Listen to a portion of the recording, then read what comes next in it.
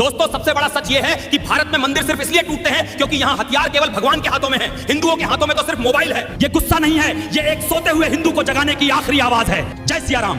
दोस्तों, मैं आपका बजरंगी आज अखंड भारत की सीरीज में एक छोटा सा ज्ञान दूंगा। अपने बच्चे को इतनी बातें जरूर सिखाएं क्योंकि सभ्यता सिर्फ भावनाओं से नहीं, ज्ञान से खड़ी होती है। 4 युग, सत्य युग, त्रेता युग, द्वापर युग और कलियुग। 4 वेद, सामवेद, ऋग्वेद, यजुर्वेद, अथर्ववेद। ये समय और ज्ञान की रीढ़ हैं। 4 सिद्धांत, साम दाम दंड भेद 4 बार, सुबह दोपहर शाम रात, जीवन अनुशासन और समझ से चलता है। 4 गुरु, माता पिता शिक्षक आध्यात्मिक गुरु। 4 आश्रम, ब्रह्मचर्य गृहस्थ वानप्रस्थ और त्याग। यही जीवन की यात्रा है। 4 जीव, अंडज पिंडज स्वेदज उद्भिज। 4 पुरुषार्थ, धर्म अर्थ काम मोक्ष। यही सनातन की पूर्ण रचना है। सनातन में केवल 5 परिस्थितियों में ही शस्त्र उठते हैं, न क्रोध में न घमंड में।